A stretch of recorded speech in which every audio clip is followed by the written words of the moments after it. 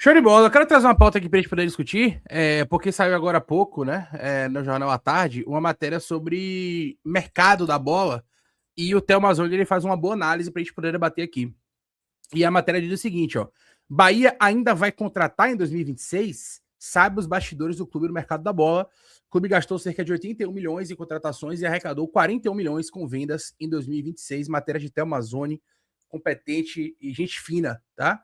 Enfim, deixa eu puxar aqui a matéria. Tá aí a foto, né, dos dois, Rogério Ceni e Cadu Santoro, lado a lado, né? Talvez sejam hoje os homens mais questionados do Esporte Clube Bahia no momento, né? Cada um na sua função e cada um fazendo as suas, fazendo das suas, né?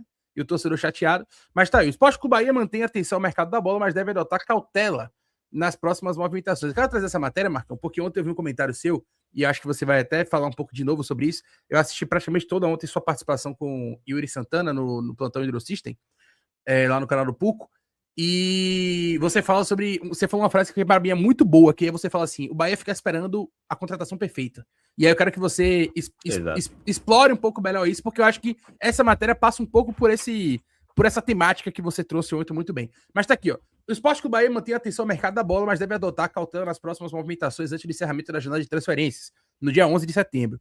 Ou seja, ainda tem um mês para a janela fechar, né? Aproximadamente, pouco menos de um mês. O clube já anunciou 3 reforços neste período: o goleiro Guerreiro, o zagueiro Marco Moreno e o atacante Alejo Vélez. Apesar de não descartar completamente a chegada de outro jogador, principalmente para atuar pelos lados do campo, a diretoria entende que o movimento exige equilíbrio financeiro, segundo informações obtidas com exclusividade pelo portal à tarde. O Bahia gastou significativamente mais com contratações do que arrecadou em venda de atletas em 2026. Considerando os reforços contratados nas duas janelas, o clube desembolsou cerca de 81 milhões de reais. Alejo Vélez, por exemplo, foi o maior investimento do clube no ano e aparece como a segunda maior compra do futebol nordestino da história, atrás apenas de Lúcio Rodrigues. Em contrapartida, as negociações de jogadores renderam aproximadamente 41 milhões aos cofres tricolores, a diferença de cerca de 40 milhões entre os valores investidos e arrecadados. O Bahia, contudo, ainda pode obter aproximadamente 12 milhões em receitas futuras relacionadas às negociações realizadas ao longo da temporada. Deixaram o clube Thiago, Cauli, Rafael Ratão, Marcos Felipe e Rezende. Gastos com contratações em 26. Ele fala no sentido de deixar, eu acho que, se bem que faltou o Gabriel Xavier aqui, né, que também foi emprestado, mas tá aqui. Não está aqui. Gasto com contratações, 81 milhões. Gastos com negociações em 2026, cerca de 41 milhões, além de 12 em transferências futuras, né? Se não me engano, esses 12 aqui são referentes a Cauli, tá? Que existe a possibilidade do São Paulo pagar esse valor aqui para ter Cauli em definitivo. Diante desse cenário, o Bahia não descarta a saída de nenhum jogador do elenco, desde que receba uma proposta considerada adequada. A diretoria, porém, estabeleceu parâmetros para negociar atletas considerados importantes para o planejamento esportivo. Segundo apurou à tarde, importante isso aqui, hein? O clube não pretende aceitar ofertas inferiores a 10 milhões de euros por jogadores considerados peça-chave. O valor corresponde a aproximadamente 60 milhões de reais. Um dos homens que se encaixa nesse perfil é o de Ramos Mingo. O zagueiro argentino despertou interesse do Olympique de Marseille, da França, e recentemente teve uma proposta oficial do Besiktas, da Turquia, no valor de 7 milhões de euros, cerca de 42 milhões de reais, recusada por não atingir o ideal almejado pelo clube. A necessidade de equilibrar as contas não significa que o Bahia tenha encerrado sua participação no mercado de transferências. O clube ainda pode contratar até o fechamento da janela, caso encontre uma oportunidade que se encaixe no planejamento. Conforme apurado pela reportagem, a posição mais provável para receber o novo reforço seria de atacante liberado pelo lado direito. A avaliação leva em conta a situação contratual de Ademir Kiko Oliveira, que tem vínculo com o Bahia somente até o final de 2026. A procura por Gabriel Peck no início da janela seguiu justamente essa lógica. O atacante era visto como uma possibilidade para o setor, mas a negociação não avançou porque o Bahia não pretendia fazer loucuras financeiras para viabilizar a contratação. Assim, a diretoria mantém as portas abertas para uma eventual oportunidade, mas sem comprometer o equilíbrio financeiro do clube, é o que diz aí a matéria. A política também vale para os jovens formados na categoria de base. O Bahia não pretende negociar suas principais promessas por valores considerados baixos, mesmo diante da necessidade de aumentar as receitas com vendas.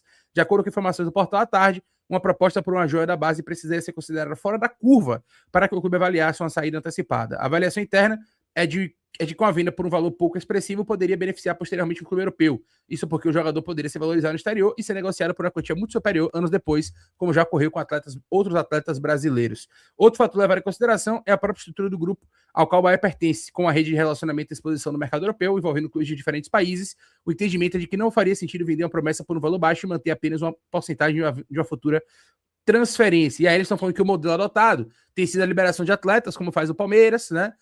Com a manutenção de percentuais, como, por exemplo, João Andrade, Dodô e o goleiro Jampa, né?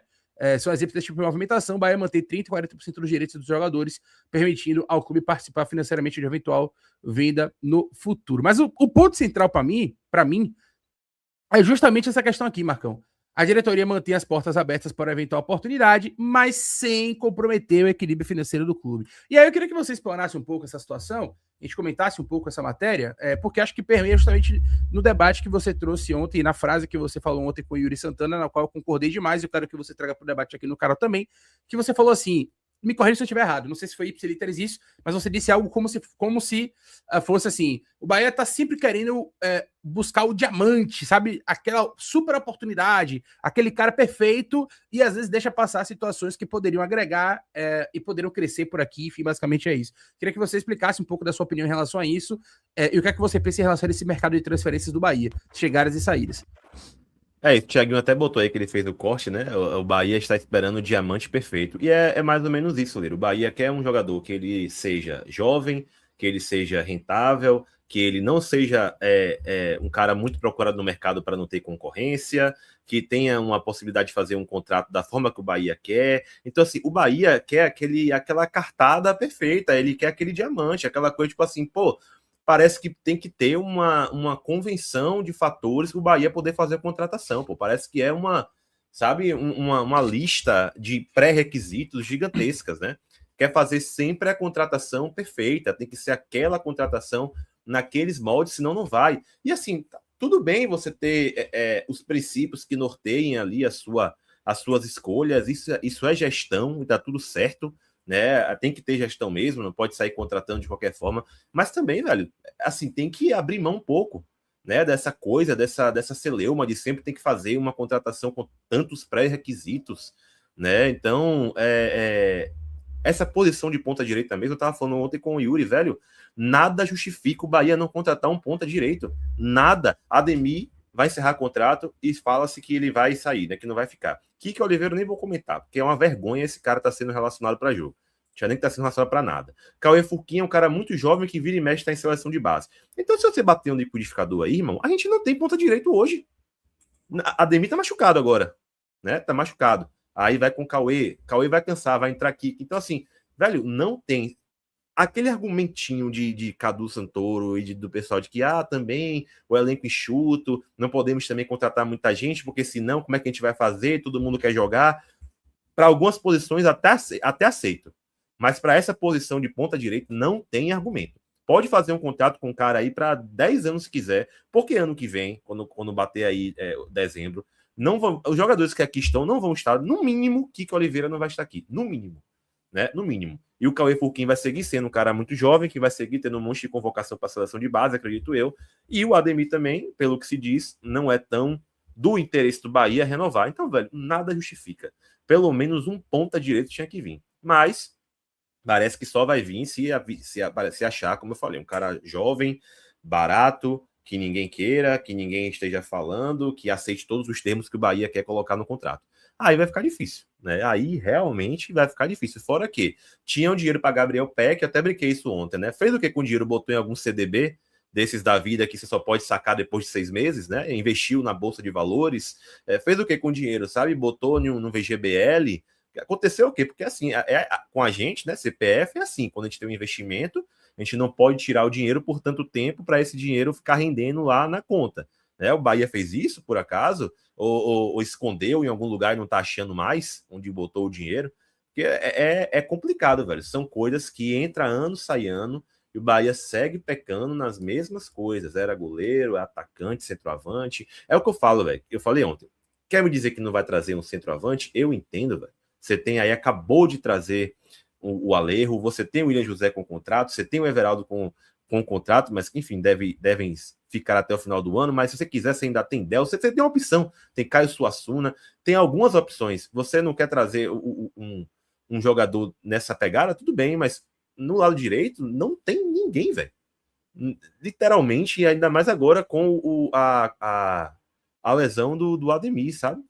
Então, assim, é muito complicado. Eu acho que falta um pouco dessa. O Bahia parece que nunca não tem aquela sensação de de brevidade, sabe? Aquela sensação de urgência.